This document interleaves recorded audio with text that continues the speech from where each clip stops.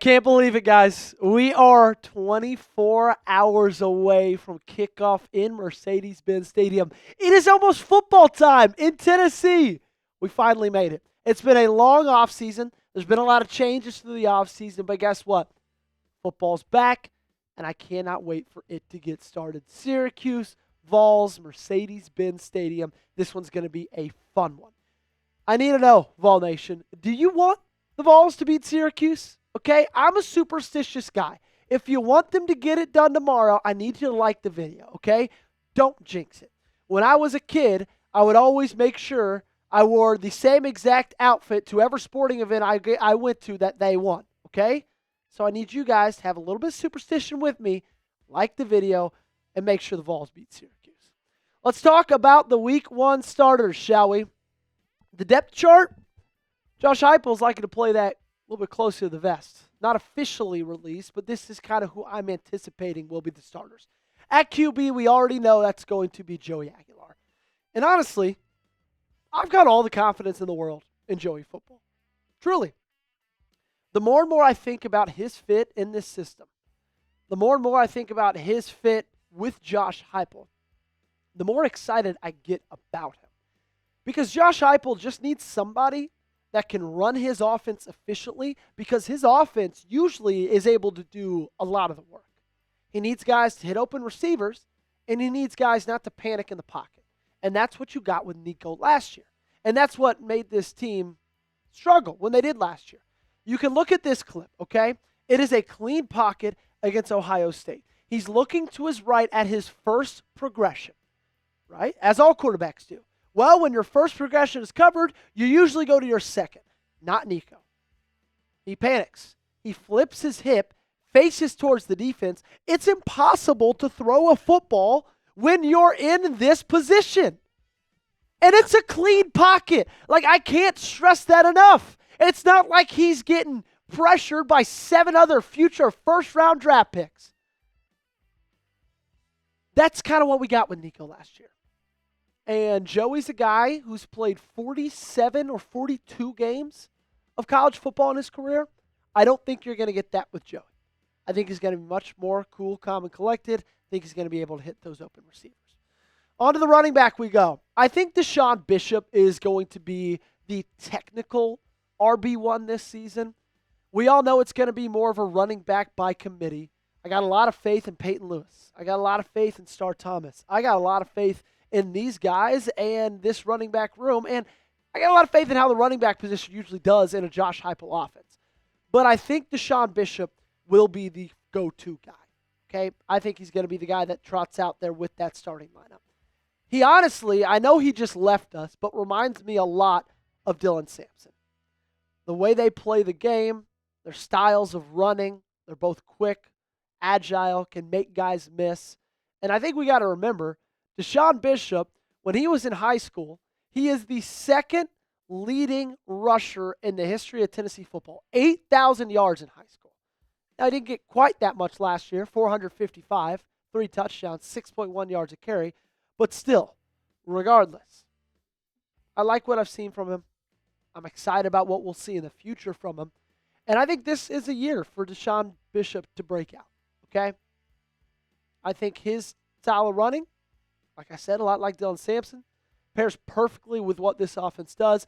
And then the guys behind him, Peyton Lewis, Star Thomas, I think they're going to be able to go out there, do their things as well. And I think this running offense as a whole is not going to get much worse than it was last year. Make sure you guys are subscribed if you are still watching today's show. We are in a Week 1 sub-battle. Guess what? Week 1 sub-battle ends tomorrow. Right now we're in 3rd place. I can't have us in 3rd place for the end of this. We got to prove to everybody that we are the best fan base in the country and that this channel is the best of all the college football channels here at Chat Sports. If you have not joined us yet, make sure you do it today. Hit that subscribe button. Help us jump up to 1st place. Beat Alabama. Beat Ohio State. We're only 7 subs behind first. Join us right now by hitting that sub button. Let's talk Miles Kitselman next because he is your starting tight end. Miles Kitselman, I'm going to be real with you. He's going to have a big role in this offense. He's going to have a big role on this team. He already really does. We all know he's a part of that leadership council. We all know that these guys look to him when the going gets tough.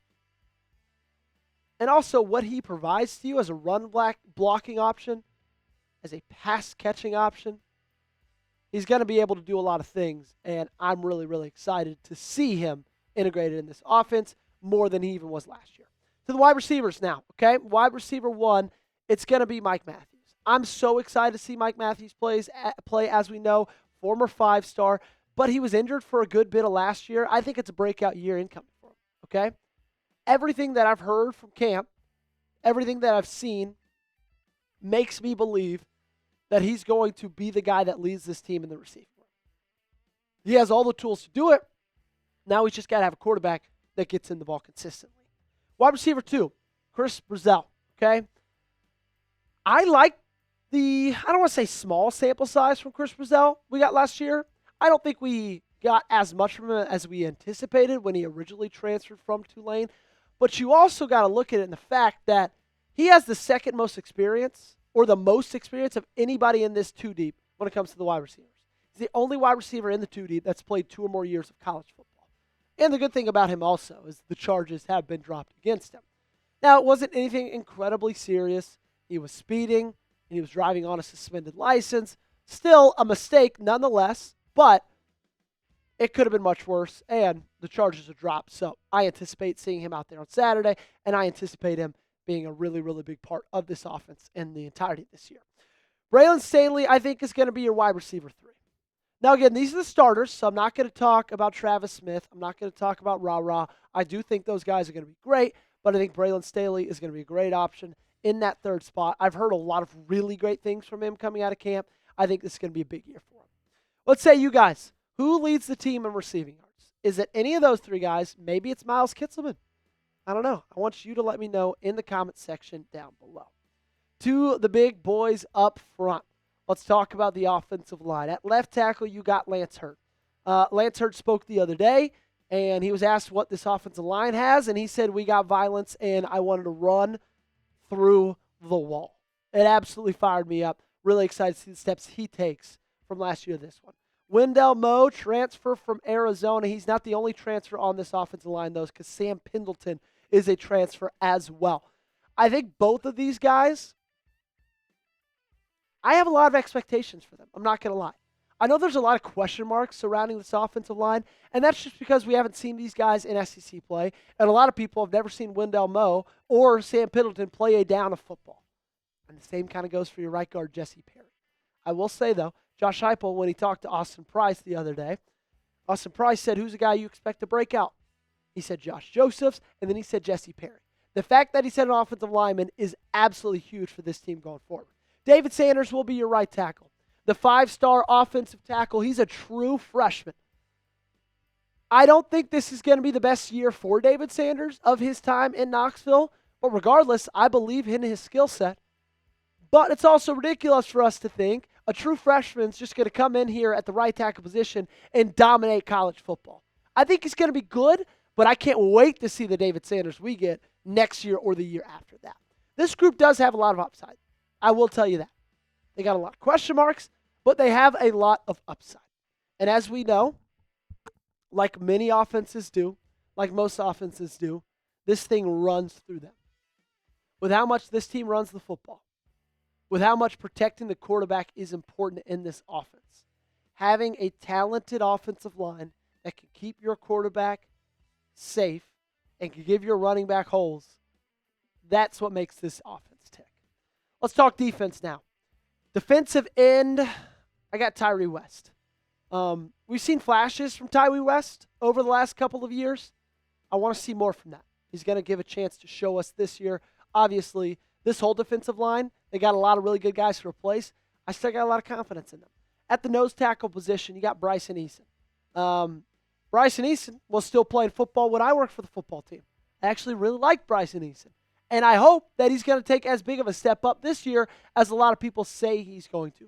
Rodney Garner said he had one of the best springs, summers of anybody in this group, and I trust anything Rodney Garner says. Josh Shell will be your other defensive tackle. He's going to be in the interior, but the guy we're all waiting to talk about is Joshua Josephs. He's going to be your Leo position, right? He's going to be what James Pierce Jr. was last year.